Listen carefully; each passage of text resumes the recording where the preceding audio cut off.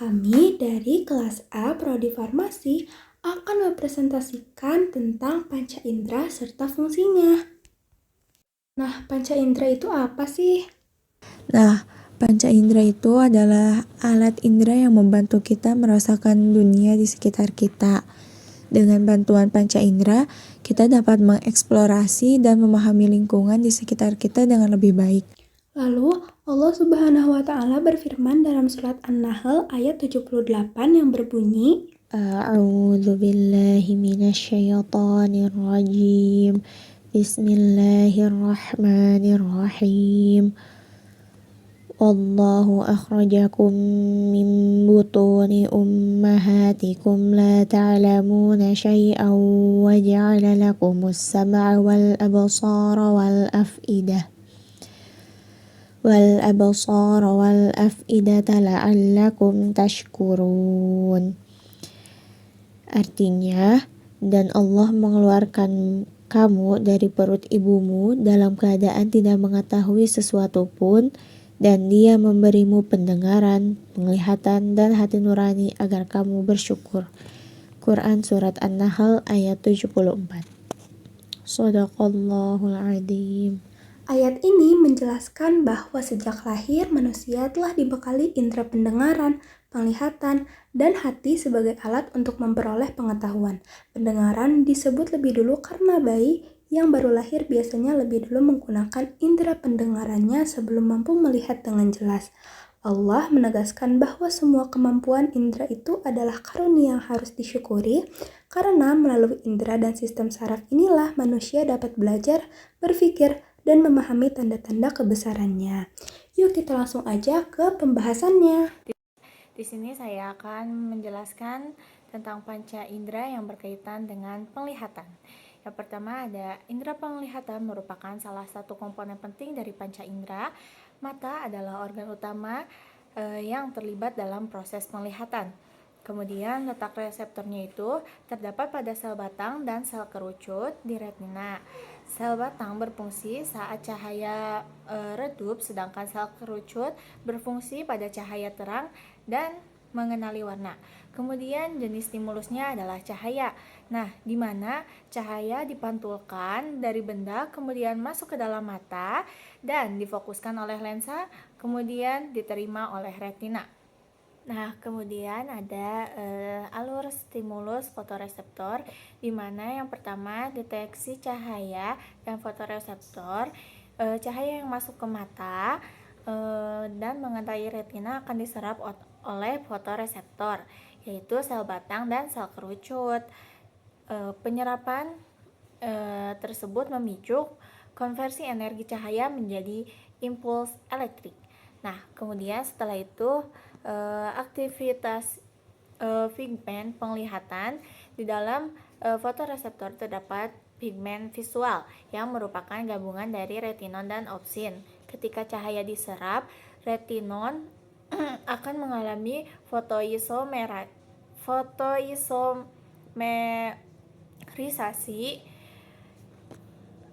dari 11 cis retinal menjadi all trans retinal. Perubahan ini menyebabkan retinol melepaskan ikatannya dari opsin atau protein. Pelepasan ikatan retinon dan opsin inilah yang memicu reaksi kimia di dalam sel fotoreseptor yang pada akhirnya menghasilkan sinyal elektrik. Kemudian setelah itu transmisi sinyal ke otak, di mana impuls elektrik ini kemudian ditransmisikan melalui sel-sel retina ke saraf optik, di mana saraf optik dari kedua mata bertemu di optik chiasma atau kiasma optik, di mana terjadi persilangan serabut saraf. Serabut dari sisi nasal retina akan menyilang ke sisi otak yang berlawanan, sedangkan serabut dari sisi temporal akan tetap di sisi yang sama. Sinyal diteruskan ke talamus yang berfungsi sebagai stasiun pemancar dan penyaring untuk informasi sensorik. Dari talamus, sinyal visual dikirim ke area pemrosesan utama di otak, yaitu korteks lobul oksipital atau korteks visual primer yang terletak di bagian belakang otak. Kemudian setelah itu respon dan persepsi visual di korteks occipital dan area visual terkait impuls elektrik dianalisis dan diinterpretasikan untuk menghasilkan aspek keragaman penglihatan. Selanjutnya akan dijelaskan oleh rekan saya. Saya akan menjelaskan tentang cara kerja indera penglihatan. Cara kerja indera penglihatan. Cara kerja mata mirip dengan kamera. Pupil bagian hitam di tengah mata seperti lubang pada kamera yang mengatur seberapa banyak cahaya masuk.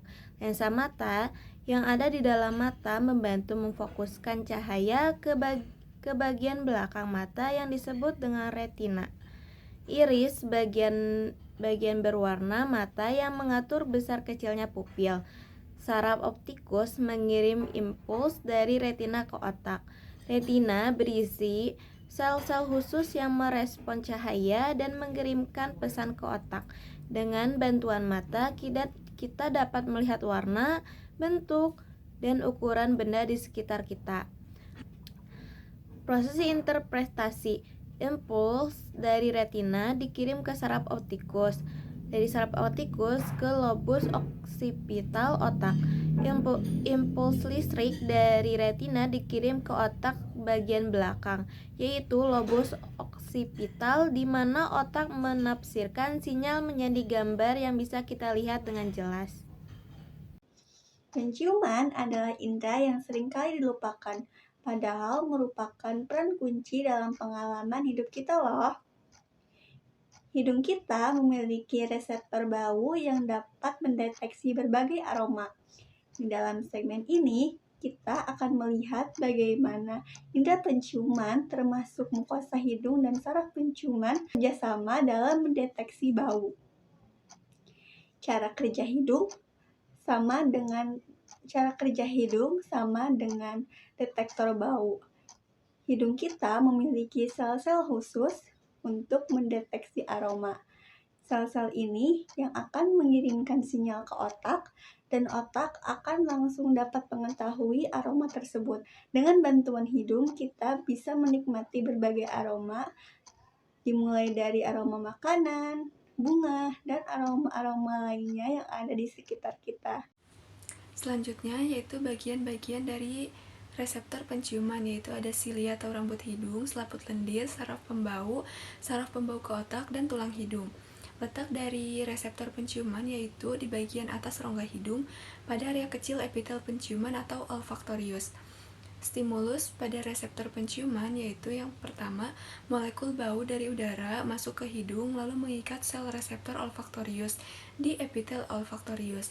Ketika molekul bau mengikat reseptor yang sesuai, lalu memicu pembentukan sinyal listrik dalam reseptor. Sinyal listrik tersebut bertransmisi ke bulbus olfaktorius dan terjadi pemrosesan di glomerulus yang berada di dalam bulbus olfaktorius. Sinyal saraf lalu diteruskan melalui saraf olfaktorius ke berbagai area di otak, lalu diinterpretasikan oleh otak. Jalur bau dapat memiliki koneksi langsung dengan sistem limbik tanpa melalui talamus terlebih dahulu. Halo semuanya, jadi selanjutnya kita akan membahas salah satu organ yang penting yang ada di dalam mulut kita, yaitu lidah. Mungkin selama ini kita hanya menganggap lidah sebagai alat untuk merasakan rasa makanan, padahal sebenarnya lidah memiliki peran yang jauh lebih banyak dan kompleks. Yuk kita bahas bersama. Yang pertama kita bahas yaitu, apa itu lidah? Lidah adalah organ otot yang terletak di dalam rongga mulut yang dilapisi oleh selaput lendir berwarna merah muda. Organ ini bersifat fleksibel dan kuat karena terdiri dari banyak otot yang bisa bergerak ke berbagai arah. Fungsi utama lidah adalah sebagai indera pengecap, tetapi selain itu, lidah juga berperan dalam berbicara, menelan, mengunyah, bahkan membantu menjaga kebersihan mulut. Yang kedua, ada struktur lidah. Kalau kita perhatikan lebih dalam, permukaan lidah itu tidak halus karena memiliki tonjolan-tonjolan kecil. Tonjolan ini disebut papila. Di dalam papila inilah terdapat kuncup pengecap atau taste buds yang berfungsi untuk mendeteksi rasa. Menariknya, setiap jenis papila memiliki fungsi yang berbeda-beda. Yang pertama ada papila filiformis, yaitu papila yang paling banyak jumlahnya. Papila ini tidak memiliki kuncup pengecap, tapi membantu kita merasakan tekstur makanan. Lalu ada papila fungiformis, yang tersebar di bagian depan dan samping lidah, dan berisi banyak kuncup pengecap untuk mengenali rasa. Di bagian belakang lidah terdapat papila circumvallata yang berukuran besar dan mengandung banyak kuncup pengecap. Dan terakhir ada papila foliata yang terletak di sisi belakang lidah dan juga membantu mendeteksi rasa. Selain papila, di bawah lidah terdapat pembuluh darah dan saraf yang sangat sensitif yang terhubung langsung ke otak untuk mengirimkan sinyal rasa. Yang ketiga, ada fungsi lidah. Nah, sekarang kita bahas fungsi lidah. Jadi, selain sebagai alat pengecap, lidah juga memiliki 4 fungsi utama. Yang pertama, tentu ada fungsi untuk pengecap rasa. Lidah bisa mengenali 5 rasa dasar, yaitu manis, asam, asin, pahit, dan umami, atau sederhananya adalah gurih. Rasa manis biasanya dirasakan di bagian depan lidah. Rasa asam di sisi kanan dan kiri lidah, rasa asin di bagian tepi depan, rasa pahit di bagian belakang, dan rasa umami bisa dirasakan hampir di seluruh permukaan lidah. Fungsi kedua adalah membantu dalam proses mengunyah dan menelan. Saat kita makan, lidah membantu menggerakkan makanan di dalam mulut dan mendorongnya ke tenggorokan agar bisa ditelan dengan mudah. Fungsi ketiga yaitu membantu berbicara. Gerakan lidah yang teratur bersama bibir dan gigi membantu kita membentuk bunyi dan kata. Tanpa lidah, kita tidak akan bisa mengucapkan huruf-huruf tertentu dengan jelas. Dan fungsi keempat adalah mengenali suhu serta tekstur makanan. Lidah dapat merasakan apakah makanan terlalu panas, dingin, kasar, atau halus sehingga membantu kita menilai kenyamanan makanan sebelum ditelan. Bagian selanjutnya yaitu cara lidah mendeteksi rasa. Mungkin kamu pernah bertanya-tanya, bagaimana sih lidah dapat mendeteksi atau mengenali sebuah rasa? Prosesnya cukup menarik loh. Pada bagian ini, zat-zat kimia dari makanan akan larut di dalam air liur, lalu masuk ke dalam kuncup pengecap di permukaan lidah. Di sana, sel reseptor akan menangkap rangsangan kimia tersebut dan mengubahnya menjadi sebuah sinyal listrik. Nah, dari sinyal listrik inilah kemudian dikirim ke otak melalui sel pengecap, dan otaklah yang akan menafsirkan sinyal tersebut menjadi sebuah sensasi rasa, seperti rasa manis, rasa pahit, rasa asam, ataupun rasa umami.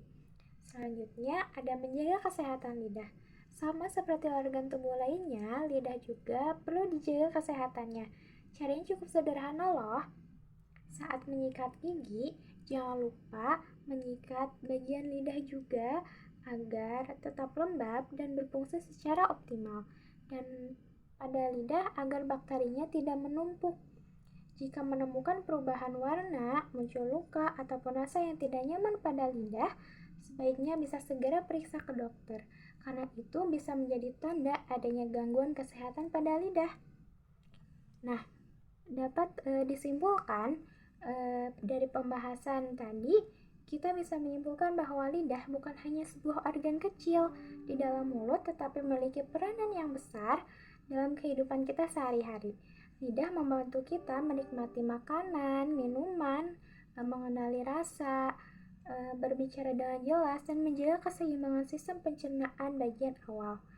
Menjaga kesehatan lidah berarti juga menjaga kenikmatan rasa dan fungsi mulut secara keseluruhan. Demikian penjelasan tentang lidah, organ kecil yang memiliki banyak fungsi penting. Semoga setelah menonton video ini, kita semua bisa lebih menghargai betapa luar biasanya tubuh kita bekerja, bahkan dari hal sederhana pun seperti lidah. Telinga merupakan panca indera yang membantu kita untuk mendengar suara di sekitar kita. Cara kerjanya sama seperti mikrofon. Telinga terbagi menjadi 3 bagian utama, yaitu telinga luar, telinga tengah, dan juga telinga dalam. Telinga luar menangkap suara yang nantinya akan dikirim ke telinga tengah, yang nantinya suara ini akan diubah menjadi getaran. Getaran ini kemudian akan dikirim ke telinga dalam, yaitu koklea, sebuah bagian yang mengubah getaran menjadi sinyal yang nantinya akan dikirim ke otak. Telinga memiliki struktur yang kompleks, termasuk koklea, gendang telinga, dan juga tulang pendengaran. Semua bagian ini bekerja sama untuk mentransformasikan gelombang suara menjadi sinyal yang dapat diinterpretasikan oleh otak. Kemudian, ada cara kerja dari indera pendengaran atau telinga itu sendiri. Nah, proses ini dapat dijelaskan melalui beberapa tahapan utama. Yang pertama, ada penangkapan suara. Penangkapan suara ini terjadi di daun telinga atau telinga bagian luar. Nah, daun telinga akan menangkap gelombang suara dari lingkungan dan menyalurkannya ke dalam saluran telinga. Nah, bentuk dari daun telinga ini sendiri juga membantu dalam menentukan arah datangnya suara. Jadi, bentuk dari daun telinga manusia itu memiliki fungsinya tersendiri, yaitu untuk menentukan arah datangnya suara. Kemudian yang kedua ada transmisi getaran. Transmisi getaran ini ialah gelombang suara yang masuk menyebabkan gendang telinga bergetar. Nah, getaran ini akan diteruskan dan diperkuat oleh 3 tulang pendengaran kecil, yaitu ada malleus, incus, dan stapes di telinga bagian tengah. Jadi, transmisi getaran ini tuh terjadi mulai dari telinga bagian luar, yaitu saluran telinga, sampai masuk ke telinga bagian tengah, yaitu tulang-tulang pendengaran. Kemudian yang ketiga, ada konversi mekanik ke hidrolik. Nah, proses ini tuh terjadi ketika tulang sanggurdi menekan jendela oval, menyebabkan cairan di dalam koklea atau tulang bagian dalam ini mulai bergerak. Nah, cairan ini memiliki inersia yang lebih besar daripada udara, sehingga tekanan yang diperkuat sangat penting pada tahap ini. Jadi, di proses ini itu melibatkan cairan-cairan yang ada di dalam telinga manusia. Kemudian yang keempat ada transduksi saraf. Transduksi saraf yaitu pergerakan cairan di dalam koklea membengkokkan ribuan sel rambut halus. Nah, jadi cairan yang sebelumnya terjadi di konversi mekanik ke hidrolik diteruskan ke proses transduksi saraf. Nah, sel-sel rambut yang dibengkokkan ini berfungsi sebagai transducer, yaitu mengubah getaran mekanik atau hidrolik menjadi impuls listrik atau sinyal saraf.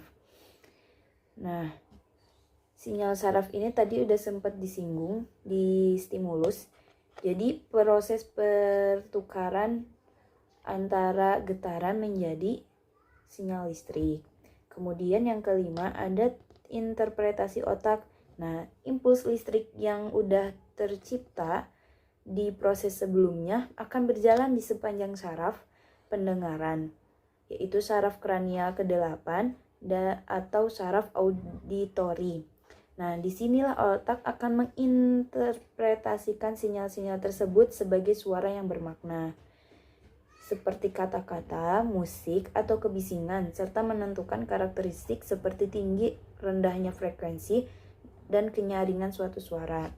Jadi, proses terakhir ini yaitu proses yang terjadi di otak, di mana otak menerjemahkan kita tuh sedang mendengarkan apa. Misalkan saya mendengarkan suara kucing.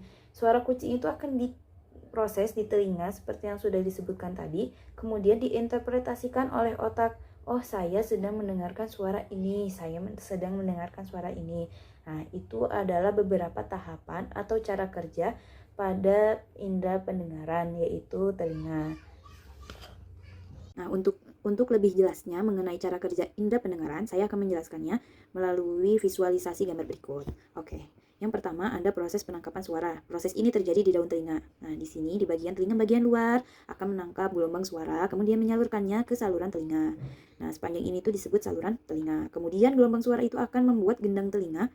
Nah, ini yang disebut gendang telinga akan bergetar, kemudian diteruskan dan diperkuat oleh beberapa tulang pendengaran.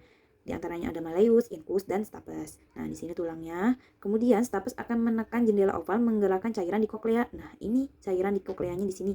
Koklea itu lebih familiar disebut dengan rumah siput.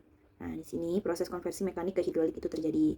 Kemudian, gerakan cairan akan membengkokkan sel rambut yang mengubah getaran menjadi impuls listrik. Nah, impuls listrik itu akan dikirim melalui saraf-saraf pendengaran ke korteks auditori di otak untuk diinterpretasikan. Jadi di sini sel-sel saraf ini akan mengirimkan impuls listrik tadi yang hasil pertukaran dengan gelombang itu akan dikirimkan ke otak melalui sel-sel saraf pada telinga ini sendiri.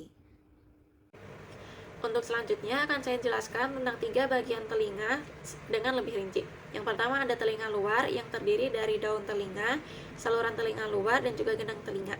Daun telinga berfungsi untuk menangkap suara dan akan menyalurkannya ke saluran telinga tengah, yang kemudian akan disalurkan lagi ke gendang telinga atau membran timpani. Saat gelombang suara menabrak gendang telinga, membran ini akan bergetar sesuai dengan frekuensi yang diterima. Getaran ini kemudian akan diteruskan ke telinga dalam yang berfungsi memperkuat dan meneruskan getaran suara. Di dalamnya terdapat 3 tulang kecil, yaitu malleus atau martil, incus atau landasan, dan juga stapes atau sanggurdi. Ketiganya bekerja berurutan untuk menyalurkan getaran ke jendela oval menuju telinga dalam. Telinga tengah juga memiliki saluran Eustachius yang menyeimbangkan tekanan udara agar gendang telinga dapat bergetar dengan baik. Bagian selanjutnya adalah telinga dalam yang merupakan bagian paling kompleks. Di dalamnya terdapat koklea dan kanalis semicircularis. Pada koklea terdapat organ korti yang berisi sel-sel rambut yang berfungsi sebagai reseptor pendengaran. Ketika cairan di dalam koklea bergerak akibat getaran suara, sel rambut ini mengubahnya menjadi impuls listrik yang dikirim melalui saraf auditorius ke lobus temporal untuk diinterpretasikan sebagai bunyi. Selain sebagai pendengaran, telinga juga berfungsi untuk menjaga keseimbangan tubuh. Bagian kanalis semicircularis dan vestibula mengandung reseptor keseimbangan yang disebut sebagai crista ampularis. Ketika posisi kepala berubah, cairan di dalamnya bergerak dan merangsang reseptor tersebut, lalu menghasilkan impuls ke otak untuk membantu tubuh kita agar tetap seimbang ketika berjalan, berdiri, maupun berputar. Dengan demikian, telinga tidak hanya memungkinkan kita untuk mendengar suara, tetapi juga membantu kita untuk menjaga keseimbangan tubuh agar kita dapat bergerak stabil dalam berbagai kondisi. Untuk selanjutnya akan dilanjutkan dengan rekan saya. Terima kasih. Kemudian ada stimulus pada indera pendengaran. Nah, stimulus sendiri ialah segala sesuatu yang memicu respon atau reaksi fisik atau perilaku pada suatu organisme atau sistem. Jadi, stimulus sendiri ialah suatu hal yang memicu si indera pendengaran tersebut bekerja. Nah, stimulus pada telinga adalah gelombang suara yang masuk dan ditangkap oleh telinga. Nah, jadi si gelombang suara ini akan menyebabkan indera pendengaran atau telinga itu sendiri untuk bekerja. Nah, kemudian gelombang suara ini menggetarkan gendang telinga, lalu getaran itu akan diteruskan ke tulang-tulang pendengaran, dan akhirnya gelombang tersebut akan diubah menjadi suatu sinyal listrik oleh sel-sel saraf di telinga bagian dalam. Kemudian sinyal ini akan dikirim ke otak untuk diterjemahkan menjadi suara yang dapat didengar. Makanya kita tahu suara yang kita dengar itu misalkan suara kucing atau suara benda jatuh itu karena ada stimulus dari telinga itu sendiri. Nah, terus stimulusnya itu akan dikirim ke otak kan. Jadi dari otak itu diproses, oh ternyata saya mendengarkan suara ini. Oh saya ternyata mendengarkan suara ini. Nah itu ada proses dari stimulus telinga itu sendiri yang memprosesnya. Selanjutnya ada kulit, yaitu organ sebagai indera peraba. Bagian utama kulit ada 3. Yang pertama yaitu epidermis. Epidermis adalah lapisan terluar yang berfungsi untuk melindungi tubuh dan mengandung melanin. Melanin adalah penentu warna kulit. Yang kedua ada dermis. Dermis adalah lapisan dalam yang berisi pembuluh darah, saraf, folikel rambut, dan kelenjar. Yang ketiga ada subkutan. Subkutan adalah lapisan lemak di bawah dermis yang berfungsi sebagai bantalan dan pengatur suhu. Selanjutnya ada reseptor sensorik pada kulit. Yang pertama ada Meissner corpuscle, yaitu sistem saraf ujung yang berfungsi untuk peka terhadap sentuhan halus. Yang kedua ada Pacinian corpuscle, yaitu untuk mendeteksi tekanan dalam getaran. Yang ketiga ada Ruffini corpuscle, yaitu untuk merespon peragangan pada kulit. Dan yang terakhir ada ujung saraf bebas, yaitu yang berfungsi untuk mendeteksi suhu dan rasa nyeri. Kulit manusia memiliki berbagai reseptor yang mampu mengenali berbagai macam rangsangan fisik dari lingkungan luar, seperti sentuhan, tekanan, suhu, dan nyeri. Pertama, untuk sentuhan ringan, rangsangan ini ditangkap oleh corpuscula Meissner yang terdapat pada lapisan atas dermis, terutama di ujung jari, bibir, dan telapak tangan. Selain itu, Merkel disc yang terletak di batas antara epidermis dan dermis juga berperan dalam mengenali tekanan ringan serta membantu kita membedakan tekstur permukaan benda, misalnya saat kita menyentuh kain halus atau kain kasar. Kedua, untuk tekanan kuat atau getaran, rangsangan ini diterima oleh corpuscula Pacini, yaitu reseptor berbentuk oval yang berada di lapisan dermis atau jaringan subkutan. Patch ini sangat peka terhadap getaran atau tekanan mendadak. Selain itu, corpuscular rufini juga berperan mendeteksi tekanan yang bertahan lama dan peregangan pada kulit. Misalnya ketika kita menarik atau menekan kulit dengan lembut.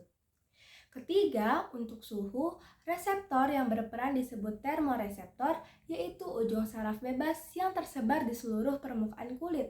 Ada 2 jenis termoreseptor, yaitu reseptor panas yang aktif saat suhu meningkat dan reseptor dingin yang aktif saat suhu menurun. Karena perbedaan ini, kita dapat merasakan perbedaan antara panas dan dingin yang cukup akurat. Keempat, untuk nyeri, reseptornya disebut nociceptor, juga berupa ujung saraf bebas yang sangat sensitif terhadap kerusakan jaringan, rangsangan kimia, panas berlebih, atau tekanan ekstrim. Aktivasi nociceptor menimbulkan sensasi nyeri yang berfungsi sebagai mekanisme pertahanan tubuh agar kita segera menjauhi dari sumber bahaya. Semua reseptor ini bekerja secara sinergis dan akan mengubah rangsangan yang diterima menjadi impuls listrik. Impuls tersebut kemudian dikirim melalui saraf sensorik menuju sistem saraf pusat untuk diinterpretasikan sebagai sensasi tertentu. Jadi, melalui sistem ini, kulit tidak hanya melindungi tubuh dari luar, tapi juga berperan penting dalam menyampaikan informasi tentang lingkungan, seperti rasa halus, keras, panas, dingin, ataupun sakit, sehingga tubuh bisa bereaksi dengan cepat terhadap setiap perubahan yang terjadi. Nah, contohnya itu adalah jalur nociception atau rasa nyeri. Jalur nociception adalah sistem yang memungkinkan tubuh kita mengenali dan merespon rasa nyeri. Proses ini melibatkan kerjasama antara reseptor di kulit, sumsum tulang belakang, dan otak. Dengan jalur ini, tubuh bisa segera menyadari adanya bahaya dan mengambil tindakan perlindungan, misalnya menarik tangan dari benda panas. Proses dimulai ketika reseptor nyeri atau nociceptor di kulit menerima rangsangan, seperti tekanan kuat, panas berlebih, luka, atau bahan kimia iritan. Reseptor ini terletak di ujung saraf bebas pada lapisan dermis. Begitu dirangsang, reseptor akan mengubah rangsangan fisik atau kimia tersebut menjadi impuls listrik. Impuls listrik kemudian dikirim melalui neuron sensorik orde pertama menuju tanduk dorsal atau dorsal horn di sumsum tulang belakang. Di sini, impuls berpindah ke jalur yang disebut somatic sensory pathway yang berfungsi membawa informasi dari kulit dan jaringan tubuh menuju sistem saraf pusat. Tahap ini adalah pintu masuk utama sinyal nyeri ke sistem saraf pusat. Dari sumsum tulang belakang, impuls diteruskan oleh neuron orde kedua melalui jalur spinothalamic tract, yaitu jalur yang menghubungkan sumsum tulang belakang dengan otak bagian talamus. Jalur ini melintasi sisi berlawanan dari tubuh disebut decussation, sehingga sinyal dari sisi kanan tubuh akan diproses di sisi kiri otak dan sebaliknya. Peran utama neuron orde kedua adalah mengantarkan sinyal sensorik dari sumsum tulang belakang ke otak tengah. Setelah mencapai talamus, impuls dilanjutkan oleh neuron orde ketiga ke korteks sensorik di otak besar. Di korteks inilah sinyal diinterpretasikan. Otak mengenali lokasi, intensitas, dan jenis nyeri yang dirasakan.